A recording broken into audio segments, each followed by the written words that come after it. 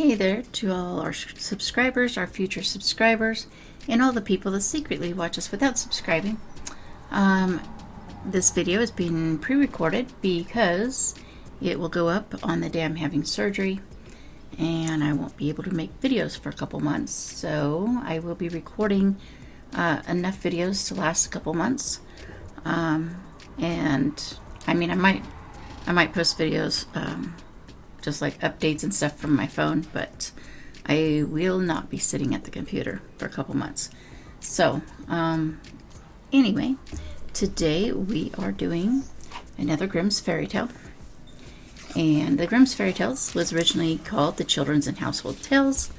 They had over 200 stories from 1812 to 1857, and they were written by two brothers of 10 children. And the first two volumes were translated from German to English in 1823 to 1826. Today's story is called Fundevogel, something like that. I'm not German. I thought I was German growing up, but apparently that was well, I shouldn't say that was a story that I was told, because, to be honest, DNA, the way it works, totally plausible that my grandpa had half German and me have none, so could have been true. Anyway, I will be taking my glasses off so I can better see the page and read you the story. Fundevogel.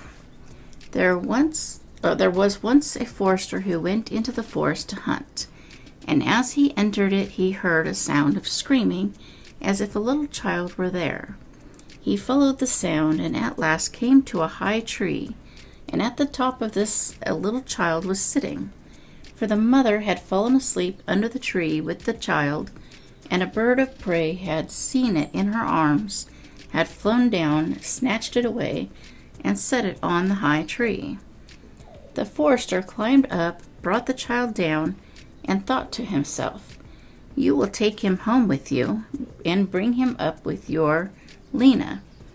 He took it home, therefore, and the two children grew up together, and the one which he had found on a tree was called Fundevogel, because a bird had carried it away.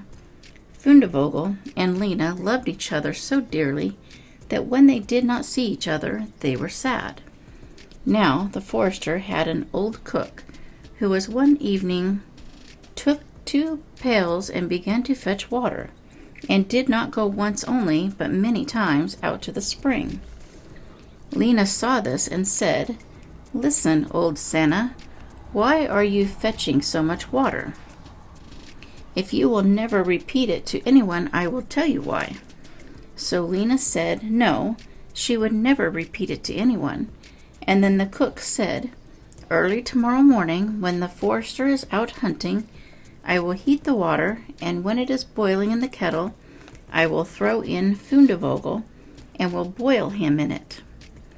Early next morning the forester got up and went out hunting, and when he was gone the children were still in bed. Then Lena said to Fundevogel, "If you will never leave me, I too will never leave you." Fundevogel said, "Neither now nor ever will I leave you." Then said Lena, "Then will I tell you. Last night old Sanna carried so many buckets of water into the house that I asked her why she was doing that, and she said that if I would promise not to tell anyone, and she said that early tomorrow morning, when father was out hunting, she would set up the kettle full of water, throw you into it, and boil you. But we will get up quickly, dress ourselves, and go away together." The two children therefore got up, dressed themselves quickly, and went away. When the water in the kettle was boiling, the cook went into the bedroom to fetch Fundevogel and throw him into it. But when she came in and went to the beds, both of the children were gone. Then she was terribly alarmed, and she said to herself, "What shall I say now when the forester comes home and sees the children are gone? They must be followed instantly to get them back again." Then the cook sent 3 servants after them, who were to run and overtake the children. The children, however, were sitting outside the forest, And when they saw from afar the 3 servants running, Lena said to Fundevogel, "Never leave me, and I will never leave you." Fundevogel said, "Neither now nor ever." Then said Lena, "Do you become a rose tree, and I the rose upon it?" When the 3 servants came to the forest, nothing was there but a rose tree, and 1 rose on it. But the children were nowhere. Then said they, "There is nothing to be done here." And they went home and told the cook that they had seen nothing in the forest but a little rose bush with 1 rose on it. Then the old cook scolded and said, "You simpletons, you should have cut the rose bush in 2, and have broken off the rose and brought it home with you. Go and do it at once." They had therefore to go out and look for the second time. The children, however, saw them coming from a distance. Then Lena said, "Fundevogel, never leave me, and I will never leave you." Fundevogel said, "Neither now nor ever." Said Lena, "Then do you become a church, and I'll be the chandelier in it?"